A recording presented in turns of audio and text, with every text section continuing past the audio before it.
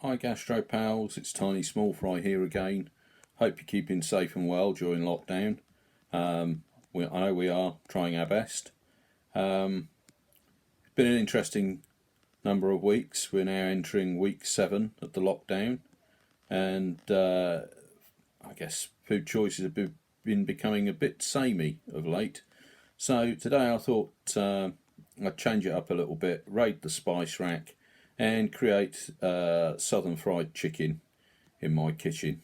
In here we have 1.5 teaspoons of paprika, a teaspoon of cayenne, 2 teaspoons of dried thyme, 2 teaspoons of onion granules, 2 teaspoons of garlic granules, and a teaspoon of celery seeds. Now we take the spice mix and add it to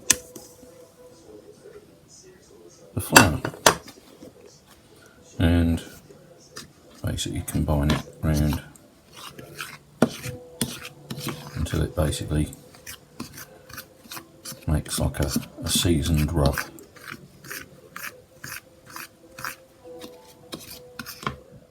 So the key to success and minimal mess is preparation. So we'll put the chicken into the flour mix here first, then roll it round into these 2 beaten eggs with milk, and then we'll coat it with our breadcrumbs. As we lift it out, we've got tins ready here and here to go into the oven. First, we take chicken drumstick and coat it in flour. Now bear in mind, most people, or a lot of recipes, actually call for the chicken to be marinated overnight in buttermilk. I've not done that, so I'm giving it a good old dosing of flour because that's where all the spice mix is. And then we move on to popping it into the egg and on to coating it in breadcrumbs. This is where it gets really messy. Now, I suppose what you could do is actually put some of the spice mix into the breadcrumbs as well. And then we pop it at the back here. And it's just a case of wash, rinse, repeat. So that's my drumsticks done. And now I'm going to be moving on to the thighs. Same principle again. We'll grab a firm hold of a thigh, roll it and give it a good coating in the flour.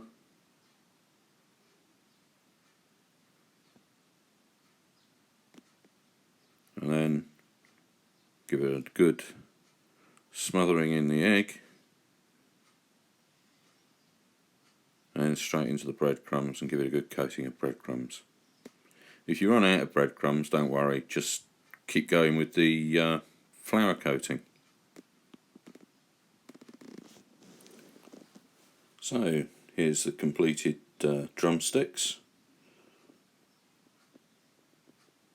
and the completed thighs. Now I do have another couple of thighs left, but I've got no breadcrumbs left, so I'm going to do as I said before, which is basically just coat it in the egg and flour. So it's the same as before, just going to roll the thigh and in the flour, give it a good coating, and then roll it around in the egg, and it's going to go back in the flour because we can't use the flour again anyway. We'll need to chuck it after we've finished. So you can do this as many times as you want. I'm just going to do it twice. There we go. And it does give a nice crisp coating and doesn't have all the breadcrumby stuff on it, but in actual fact I prefer this way. Right, so these are the ones I've just coated in egg and flour, and this started as a Ninja Foodie recipe that we did. Unfortunately we had to cook it in 2 batches, so it meant by the time that we came to sit down ourselves, It was the kids had eaten theirs, and it sort of put a kibosh on a family meal, really. So that's why I'm doing it in the oven today.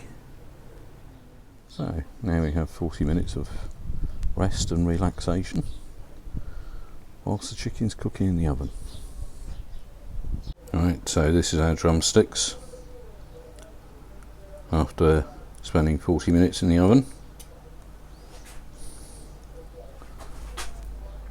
And that's our thighs.